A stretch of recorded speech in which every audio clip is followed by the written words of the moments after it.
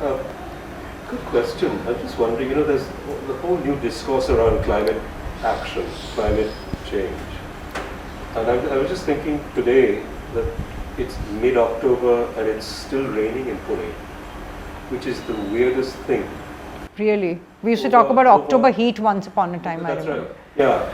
And I was just thinking, could you say something about how your scheme incorporates climate mitigation strategies, even at the micro scale, say for example in terms of, to extend Hushu's question, drainage, if you're going to see more water, then what about mitigation strategies to prevent flooding, trees?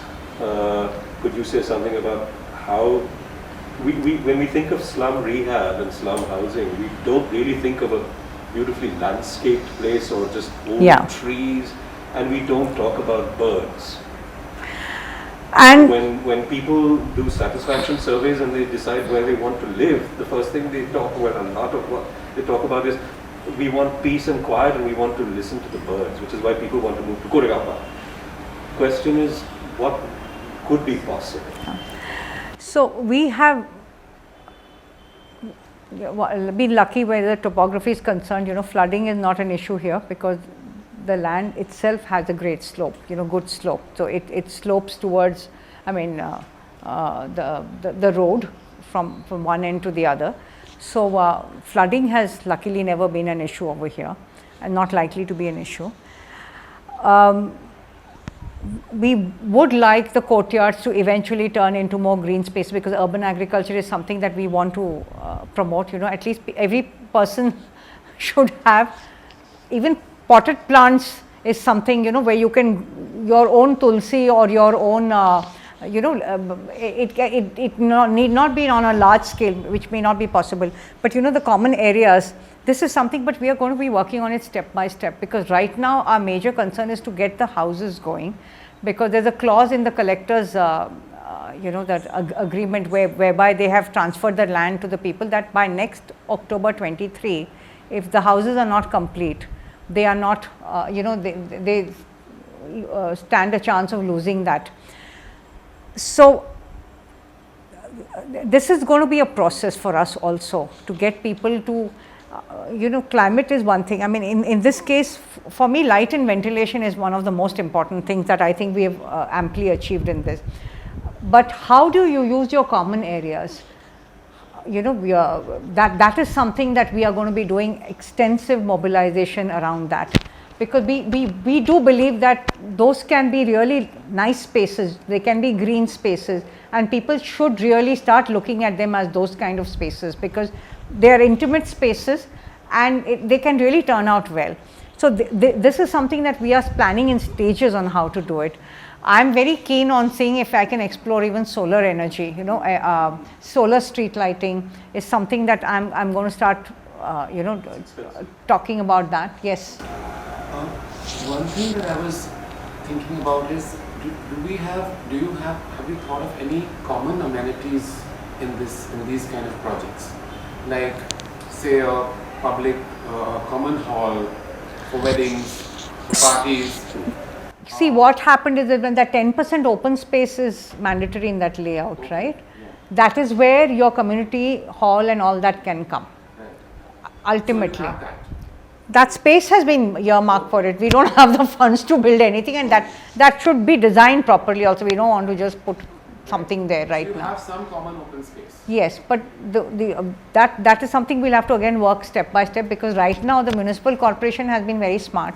What they've done is they have said that those individual footprints they have transferred to the people, but they've kept all the roads and common spaces as belonging to the Mahapalika.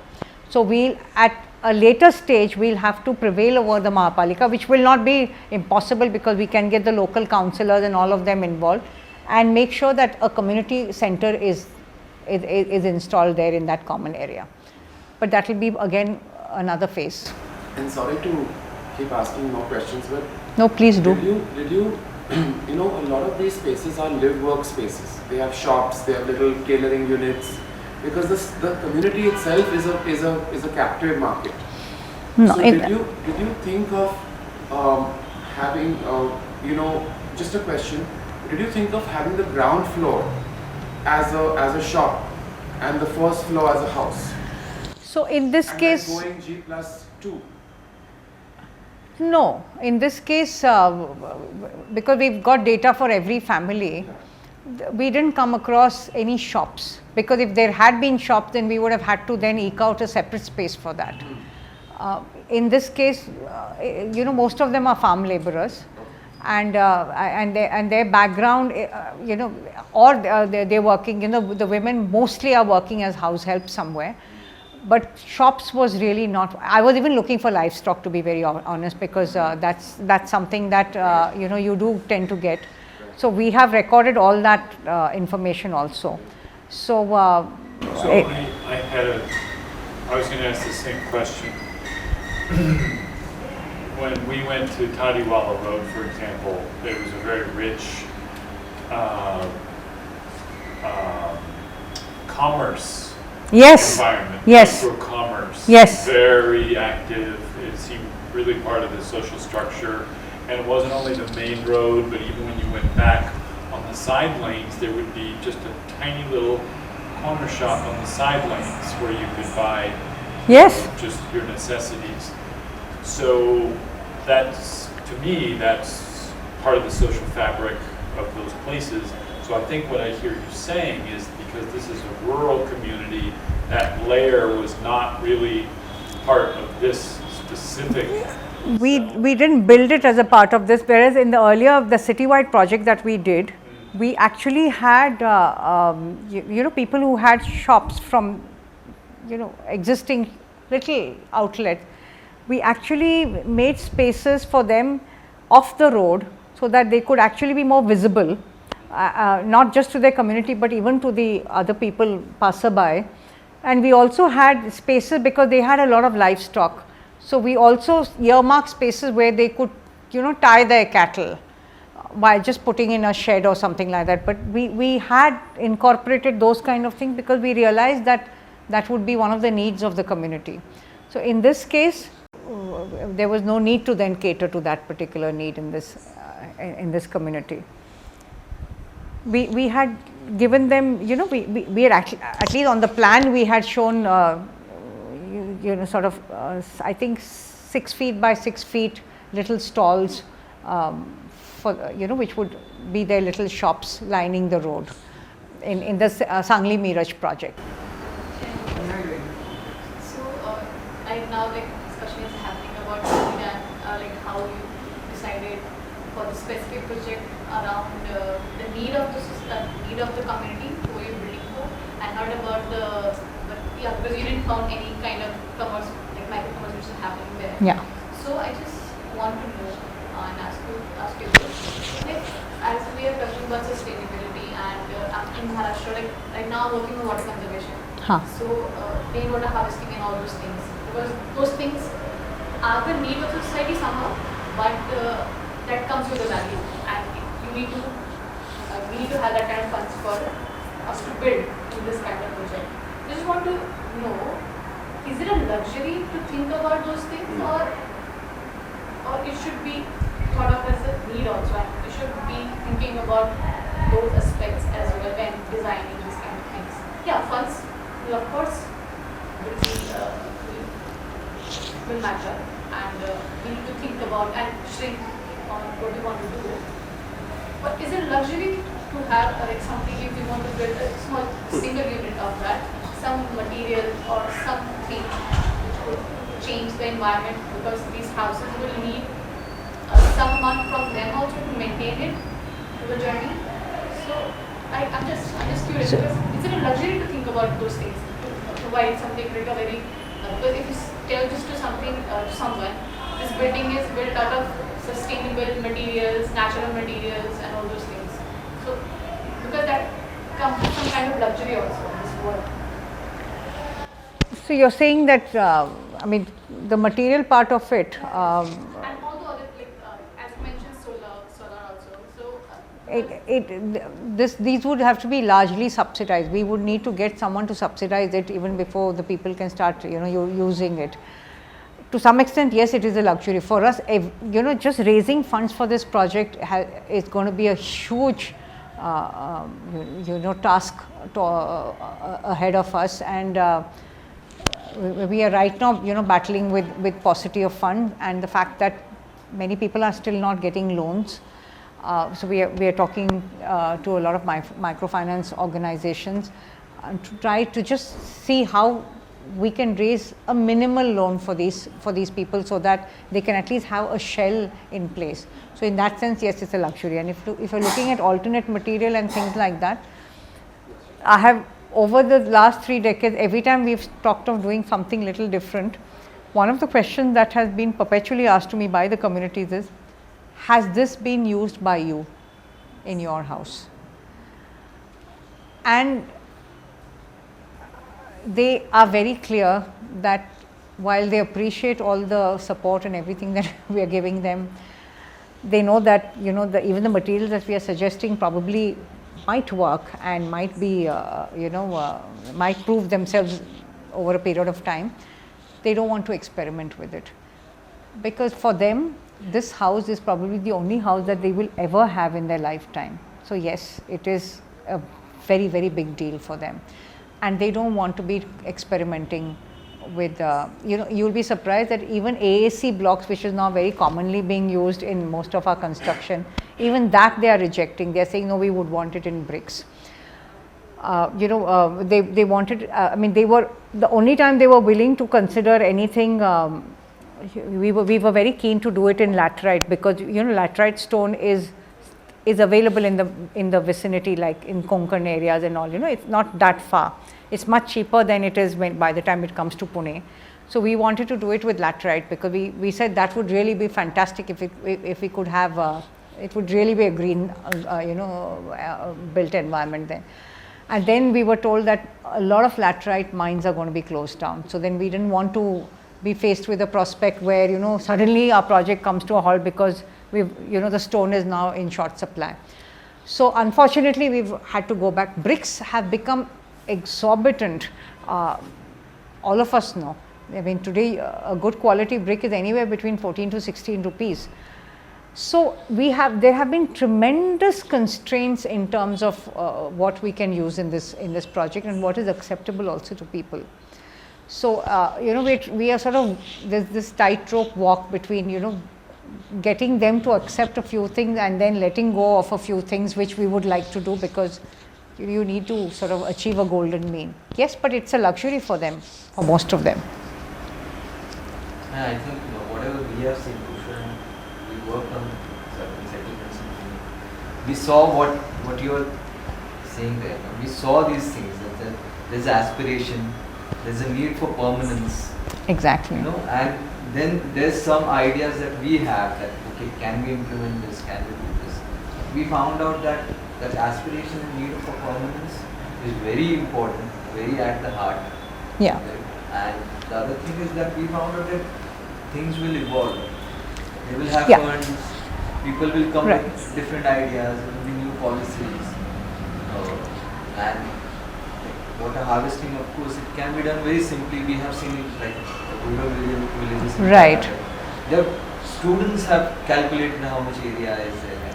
It's done simply, but it will happen over time, I think. We would like to ideally sort of build it in, at least the roof water, if that can be collected and harvested. So these are things that we, at least recharge the water table.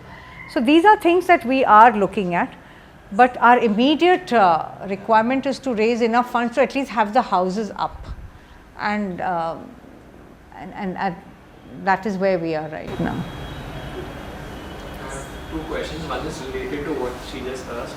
So, like in rural Rajasthan, we were doing something similar. This South Rajasthan tribal where people had PMAY. These are migrant workers. They live in South Rajasthan, work in cities like Pune and Maharashtra. So, we were essentially helping them complete their houses. So, simple 2-room house was taking 4 years to build or more. Otherwise, it takes around 2 to 3 months. So, we had the same question: why are you trying to build concrete houses when you should be helping them go back to traditional houses? Right. How can we change their mindset to Nemat Bato, what you were originally living in. So that is not possible to tell someone. So this is also the PMAY is very funny because for them, for them a pakka structure is using the regular materials. We were actually thinking of giving them double sheet roofing on top because that would have saved on the cost of a thing. And I was also thinking that later on, if supposing they wanted to extend one more floor or something like that, it would be so much easier for them to just take it off and add another floor and do some, I mean that's something that they could work out at a later stage. But then we were told you will not get the last tranche of the PMAY if you don't have a pakka slab on it. So you're forced to work within these constraints and what to do. What you were saying, UNDP has worked out few options across the nation and they have built more houses because people are skillful in some, but these are individual houses, not this kind of project. Yeah. So that works and that also saves the cost because people know the skills and people know how to build. So you don't need separate contractors. So PMAY has, UNDP has come up with plans which every state has different housing solutions. It's a beautiful document and people are building themselves. So they save their cost, labor cost. And that's really the best way of doing it. PMAY will take the money back if it's a Katika structure. They just don't release it. It fits in. Because I've seen some reports, they are built in Murbat somewhere and people themselves have built it and actually in rural areas what thing is, you have different subsidies. For toilets you have different subsidies. So it works out in certain cases that they can build that whole house within that. It's very different in urban areas, like what you were mentioning. And for us, the battle is always with the government. With this project, there are 3 municipal commissioners who've come and gone. I mean, I've not even started talking to you about the issues that come up with housing. It took us 5 years to just get them to move the DPR, the detailed project report, from the city to the state government. 5 years. I mean, it's not even funny at the end of it. And 3 municipal commissioners. So every time a new municipal commissioner came, we had to start all over again, to sort of initiate him into the project. It's so frustrating. And here we had to bring not just the municipal commissioner, we had to get the collector also together because the land belonged to the collector. And between the municipal, the Mahapalika and the collector's office, it was very difficult for us to, maneuver. Because there's a lot of apathy also. The Prime Minister's Awas Yojana cell has a group of bunch of 4 or 5 people who are most of the time firefighting other issues and not really PMAY. I was just telling him, Jim, that they were working on COVID relief. Every time there was an election, that was around the corner, election duty was being assigned to them. Very, very understaffed most municipal corporations are. So navigating between the different departments and getting them together is a huge task. For us, I would say the major battle has been won, getting people to agree on land sharing, getting people, to agree on a plan, getting the land transferred into the name of the beneficiaries, getting all the approvals. I think that's a major, but now it's really come down to how fast we can deliver the housing. And for me, that is very important. There are a lot of things which we would have loved to have done, or we would love to do, and if the opportunity presents itself, we would like to incorporate it. But this is where we are right now. I have a completely unrelated question, but which I think should be at the heart of your narrative and which you haven't got around to. You began by talking about the girl child, but you didn't talk about yourself as a practitioner. And I wanted to know, what is it like for a female architect working on micro-planning issues, right, with the knowledge and 30 years of experience of dealing with planning the way some of us trained planners are. What is it like for you to navigate the world of a patently male bureaucracy,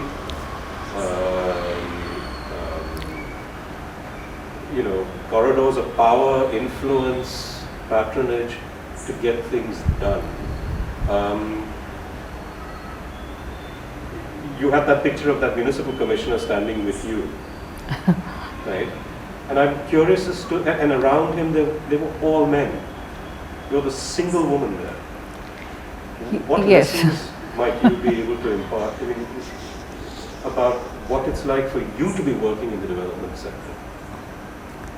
Does gender matter? To me, it doesn't. To me, personally, it doesn't matter. But you're right. I mean, the last 30 years, I have mostly been in a room full of men, and I've just got used to it. And what has made it very interesting is that because I'm an architect, I don't even fit into the mold of a social worker or, the typical kind of people that they expect to see.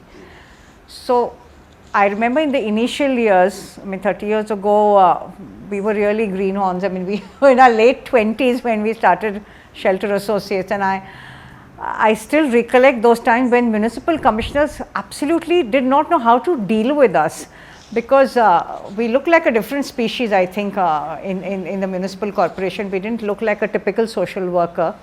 They had a certain way of bracketing them. And then we were actually talking, there were a lot of technicalities and the kind of issues they really just didn't know how to deal with us. I remember at that time it was very difficult for them to even sort of accept that there were three of us when we started Shelter Associates, and both Srinanda and I are from Pune, and both of us architects, and both of us were rather, I would say, very strong complementary kind of people who would be really thinking on our feet and taking on the bureaucracy, not just the bureaucracy but even the elected members. I've had so many altercations with them. We were very notorious and famous for all the wrong reasons over there, because people just couldn't see eye to eye. I remember when we did the first toilet program in Pune, that was a community toilet program. Most of the councillors did not want us to be working in their ward because they were not getting their 2%, which they would normally otherwise get, if there was a contractor which was on the project. So we've ruffled quite a few feathers. There's no councillor who wants an NGO like us, which is going to come and make people aware of their rights and their collective strength. That is the last thing he wants happening. And there have been instances where people have suspected I'll stand for election, which was even a bigger threat for them. So I have gone through some really very, very interesting situations with municipal, with bureaucracy as well as with the elected members. But all I can say is that I think over a period of time, even the most corrupt person in the municipal corporation has responded, because they found that every person in the organization worked with a lot of sincerity. We didn't just give up, we would just keep going back. And with housing projects, which I said, go anywhere between 5 to 7 years, you need tremendous patience and perseverance, and that is something that they found was in abundance with this organization. And I still remember this conversation with one of the senior engineers of the Sangli Miraj Municipal Corporation, who very candidly said, "Madam, I'm a very corrupt person. I will try and get."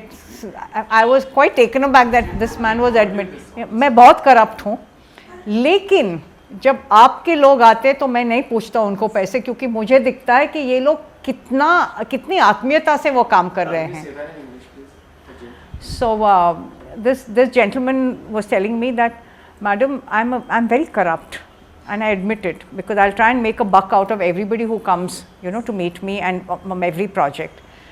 But with your people and with your organization, I have never, initially he did of course try, because he would hold up our files. The simple thing is, not let it move until they realized that we were not going to grease their palms. But he said, I've seen so much sincerity and so much commitment from your people that I've decided that I will make you an exception to it."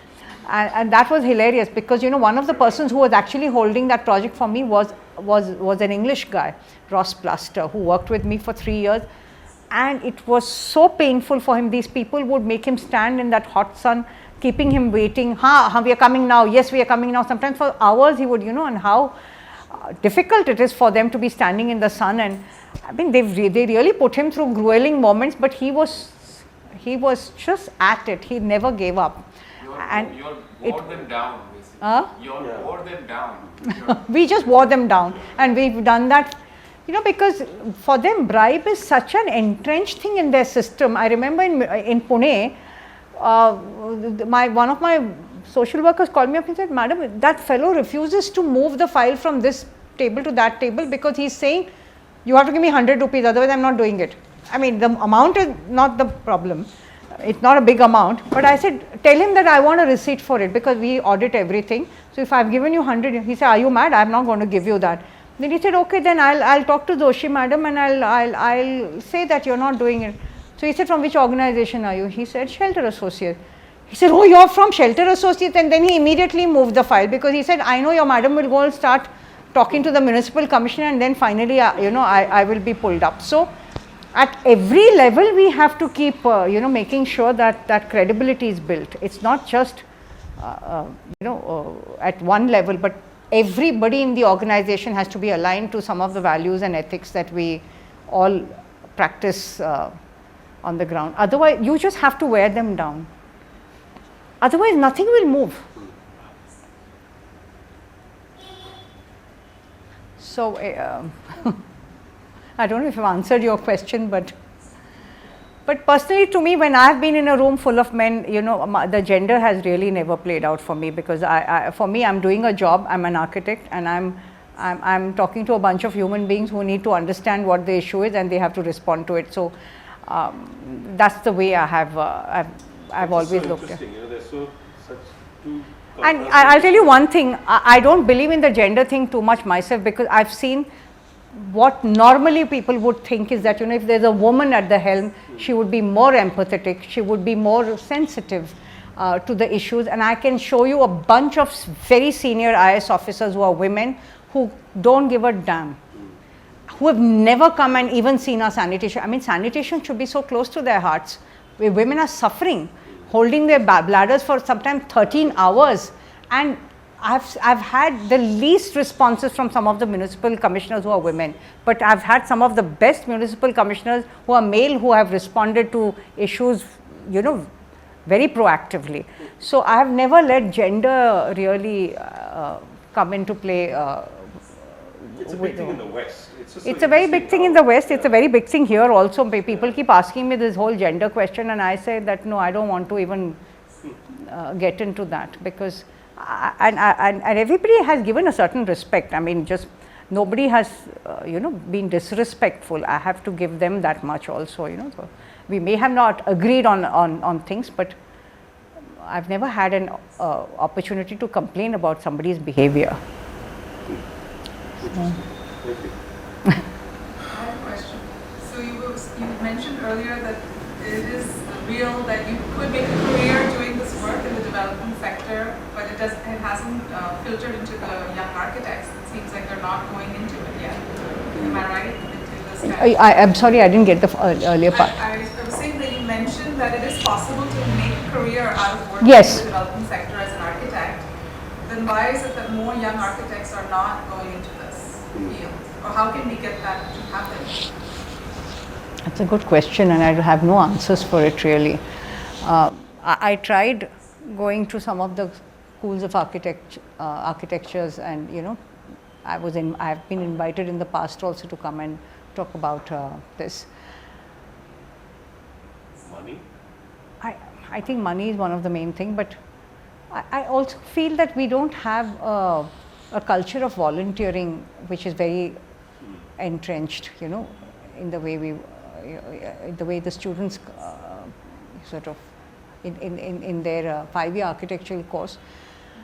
I have never had architects, I mean, I won't say never, but in 30 years, if there are just 4 or 5 Indian architectural students who've come to me, it doesn't really say much, right? Most of the students of architects who've come to us, even for volunteering, and then who've sometimes stayed back and been with us for years, have been all from across the globe, but not from India. So I think it also speaks volumes about the kind of education that is being imparted. Right? I think all of that matters. How can money be made in this field though, if you're in the development sector? Is it possible to earn a decent living? See, this you have to balance it out. You may not make enormous amounts of money. And first of all, tell me how many architects are really doing well? Most of them end up being glorified, you don't call them draftsmen anymore, no? Because they're doing it on the computers. I don't know what you call them, but I mean, how many are really going out and starting their own practice or doing any kind of meaningful work? Most of them end up either in some builder's office or, correct me if I'm wrong, or doing interiors. Most of them are doing that, right? I don't know how satisfying that is. I can only say that, and how much money are they making at the end of the day? I was so shocked when just 2 years ago the girl who did that project with me, the study on Kolhapur's rehabilitation strategy, she joined me as a volunteer during the COVID times, and then she decided she wanted to stay on and work with me until she went abroad to pursue a master. I said, so what is the kind of salaries that you got, what is it that you're expecting? She said, well, when we are fresh out of college, it's about 15,000, and my heart just stopped. I said, is that all architects get once they graduate? Is that correct? Lesser than that in some cases. Huh? Huh? In that range. But it was 4 years back, people used to get this. No, I'm talking about 2.5 or 3 years back. It's not even that old. To 8 and 12 also nowadays. 8 and So 12 also 15 is a good average. And I said, I can't give you, I mean, so can money really be the only thing? I mean, people think they can make big money out of it, but what is the satisfaction that you're getting out of it? To me, that is another thing that you have to weigh. I think it's also about economies of scale.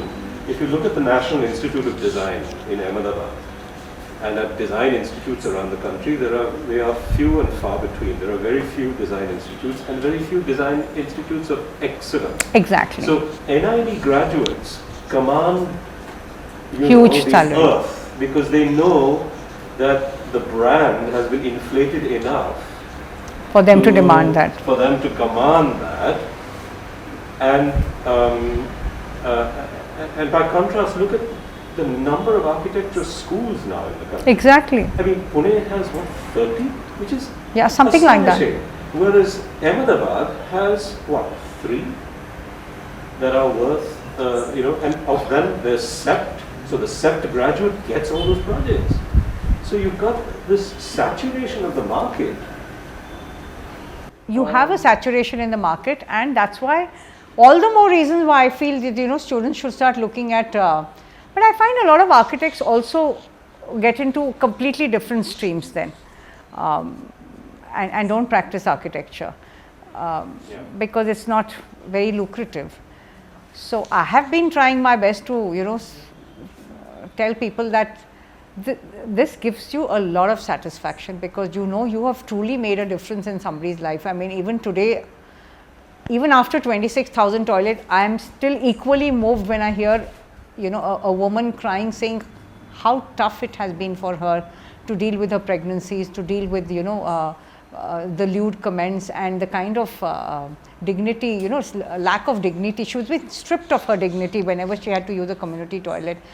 It still can be, it can move me because what kind of a difference you've made in that person's life by just giving that one toilet in that house. It's a very small thing, but it has really been a game changer for them in many ways. So isn't that, I think that cannot be matched with money at all. But then I always, I mean, there are various aspects to it. Maybe I can come and say that it's okay, I don't need to make too much money. I've been privileged enough to have enough. I know I have a shelter, and I will never be deprived of the most basic needs of life. Maybe I come with that background, but maybe there are people who really need to think about how to, make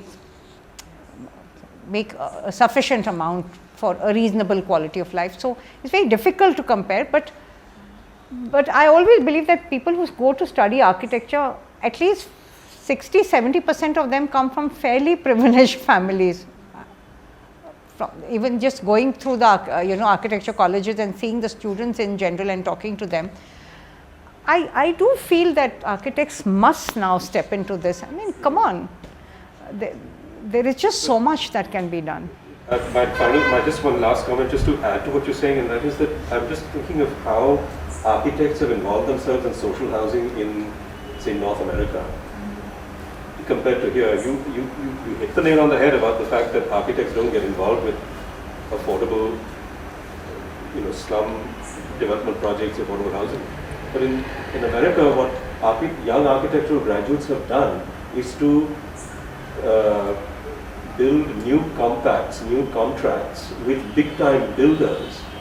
And I know this from Vancouver, Canada, for example, where young architecture graduates come to an agreement with a large builder to give them space to support them in designing social housing. Nano housing. Nano housing, what's that? Micro housing of 250 to 300 square feet, 150 to 200 square feet. That's affordable in cities that are becoming unaffordable to live in. Yeah. Right? And you build lots of units of those. The builder gets something, you get something. Right? Now, if you think about it, what Pratima has shown us is a phenomenal new market for architectural graduates to get involved with.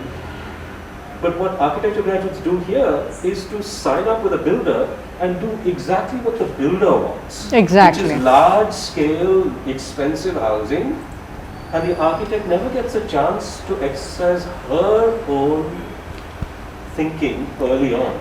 But what if the architect were to come to an agreement with builders early on and say, Dekho, give me space.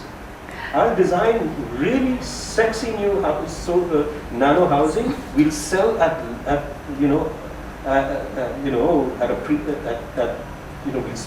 they'll sell like hot cookies, like whatever the expression is.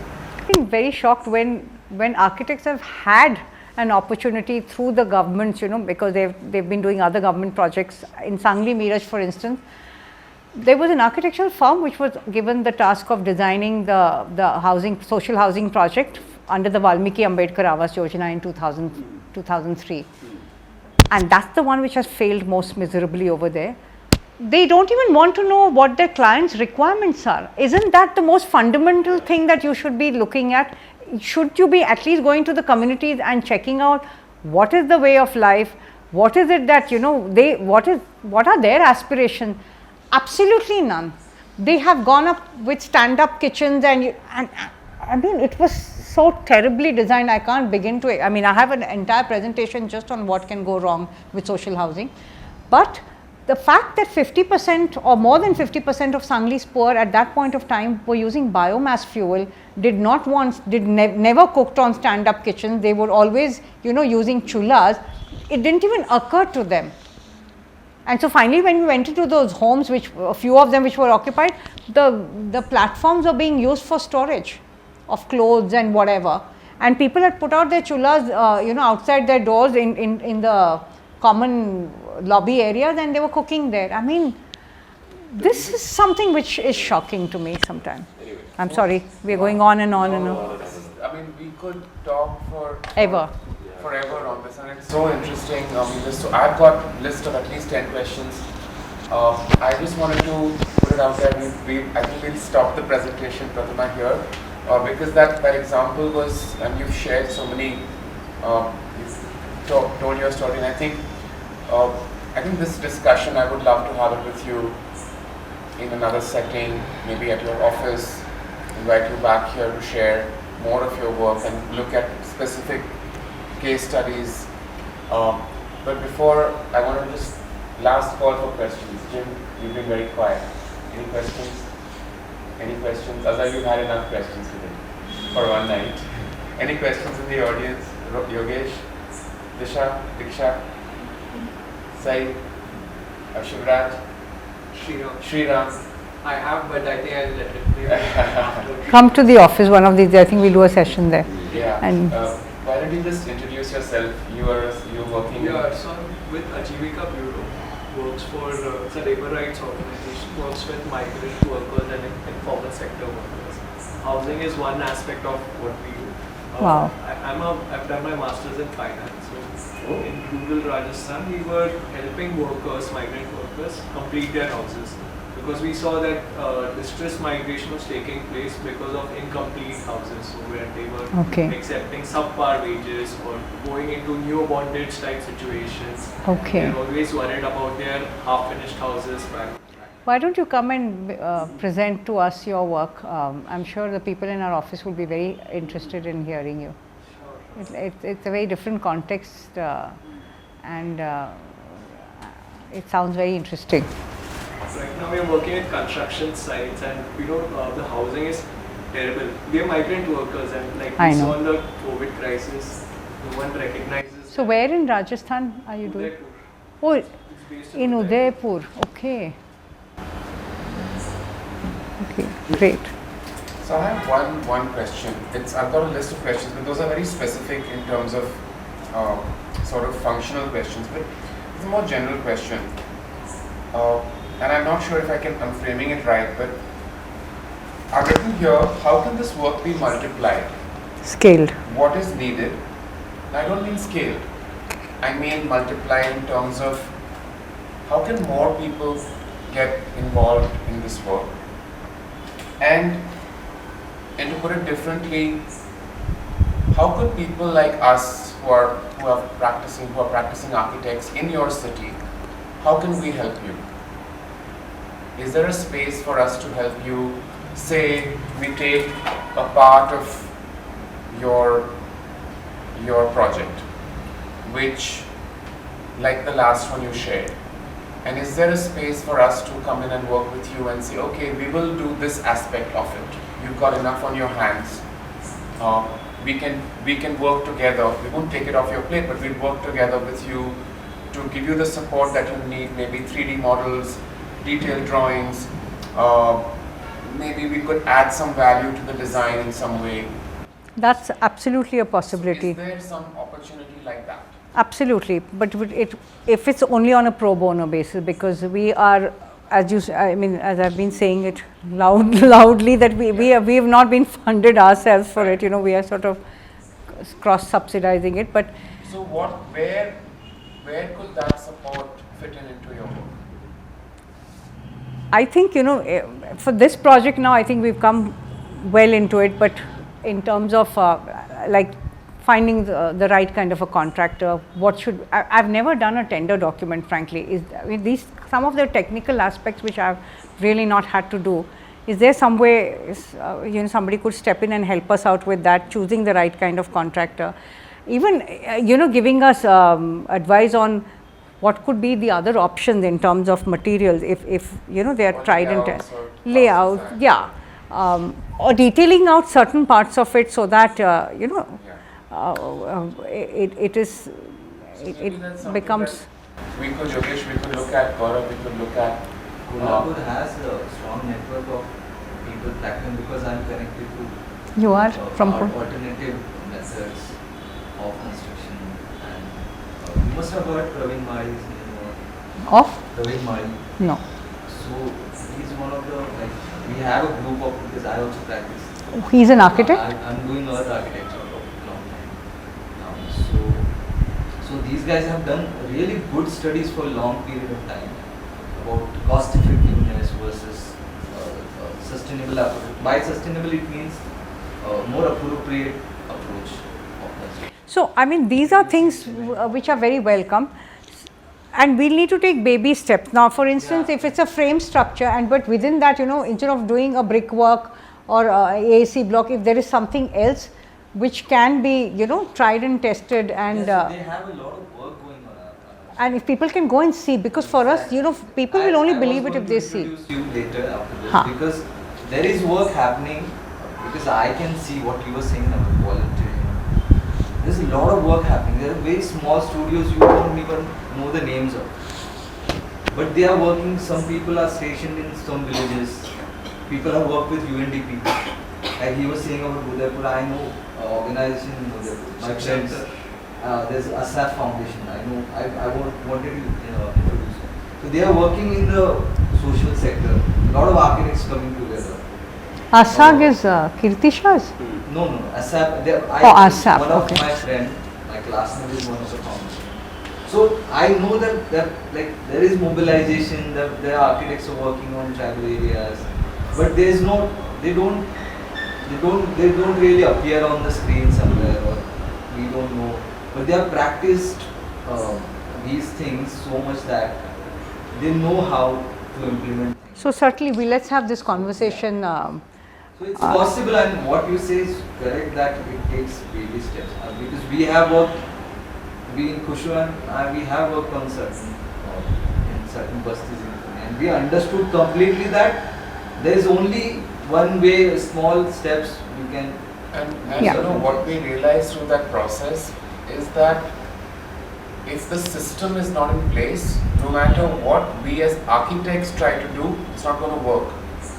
And you have, so our skills don't, so we sort of plug in at the end of the project, whereas you are working in from the beginning of the project. Exactly. You are creating this from the ground up. So it's very easy for us to plug into your hard work and to your initiative, let's call it that way. So we are, just to put it out there, we are there if you need us. Certainly. To plug in. We can't do the hard graft that you do because that's not how we are geared. Right. But you could offload some of the stuff that you. So going forward in Kolhapur, because I don't want this to be a standalone project which leads to nothing. It's going to be a project to me.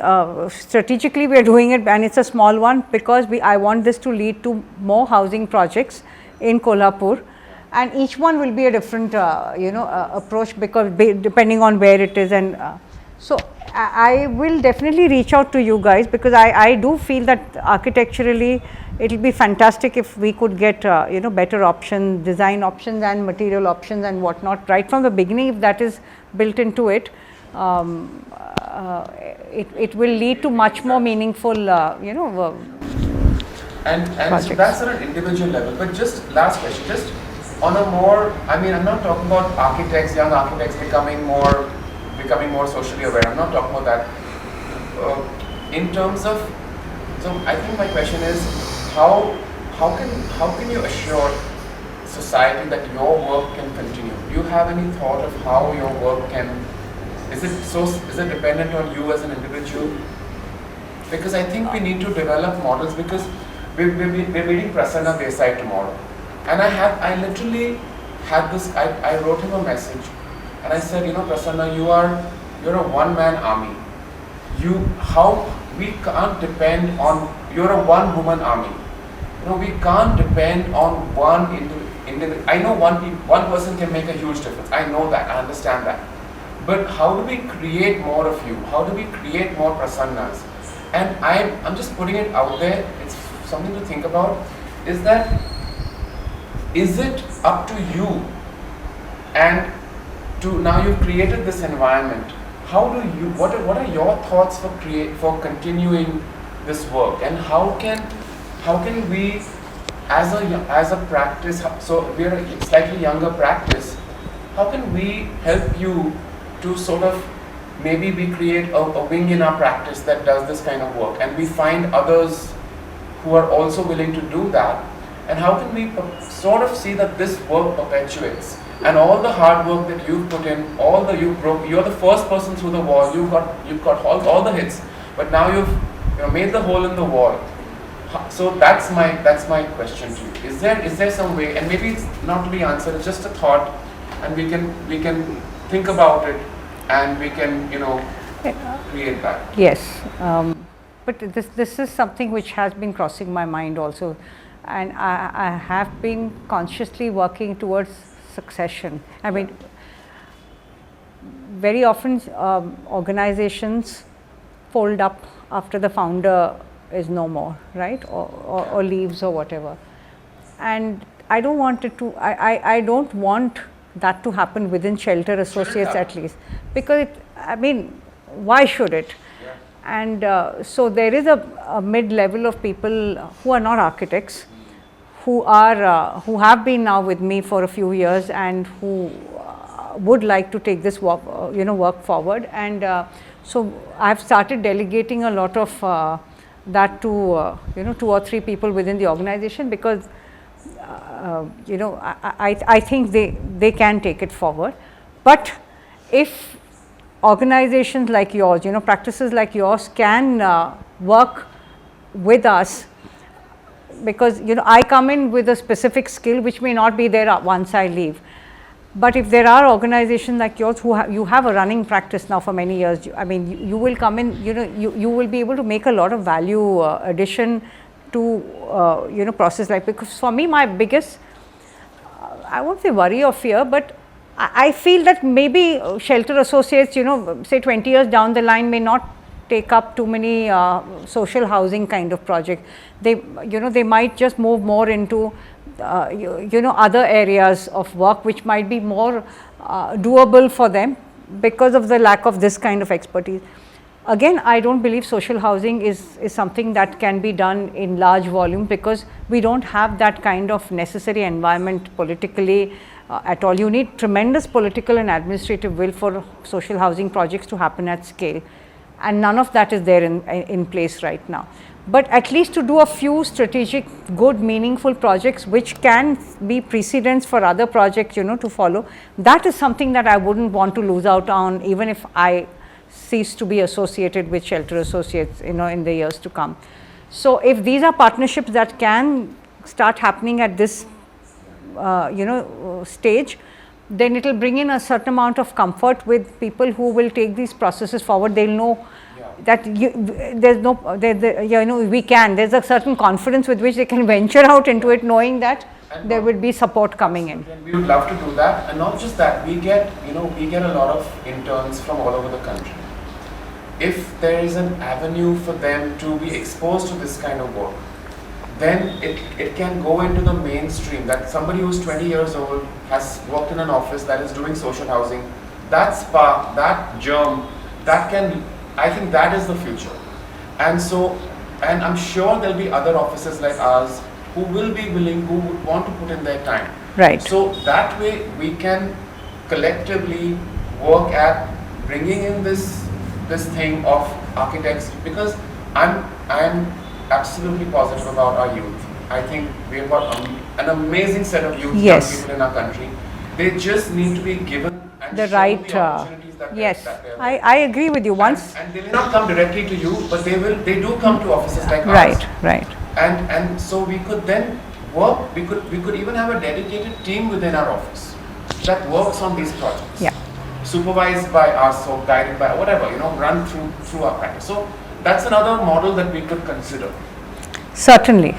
And, Certainly. I'm very, very open to it. Great. And lastly, we have Bhavna Jaimini, who is coming on Saturday. She works for an organization in Bombay called Community Design Agency. It's a non-profit sponsored and founded by the Curry Stone Foundation. I know, this is Sandhya's organization. So she's coming to talk about a project that they did in Ahmednagar. I think it's in Ahmednagar. It's happening in Ahmednagar. So part of it.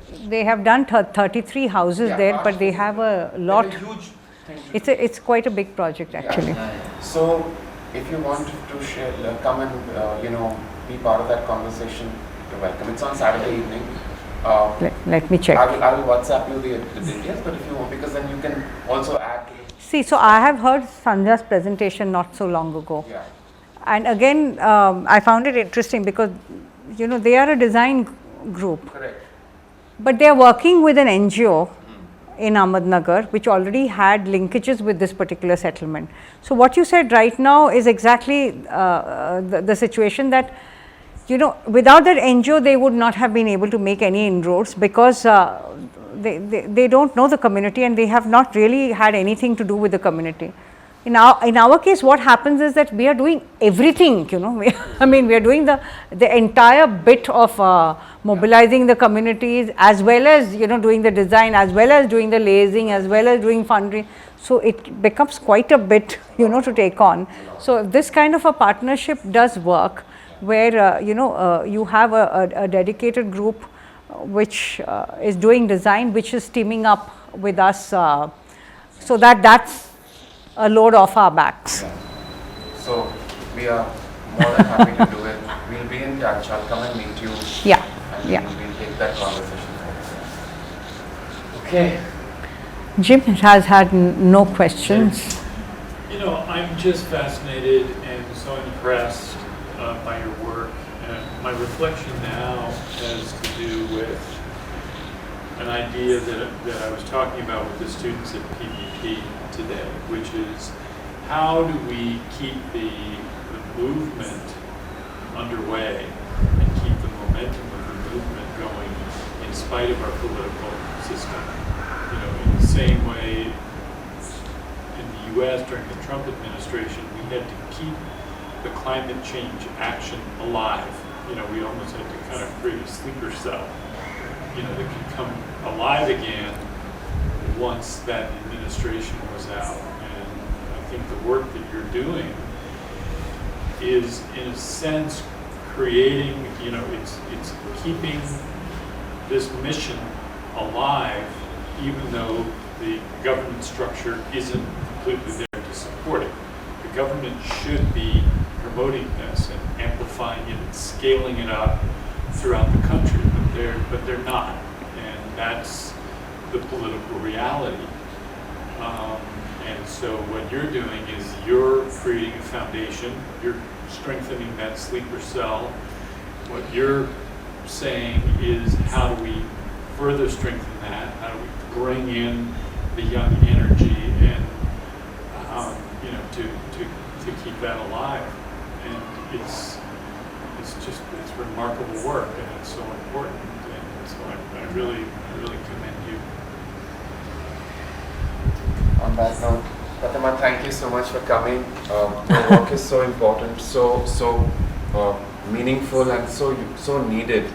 And thanks for, I think we're a small group, but thanks for inspiring us, and thanks for sharing your work. Thanks a lot for inviting me. And yeah, hope to see you again. Shabana was very excited when she knew I was coming here. Yeah, Shabana's a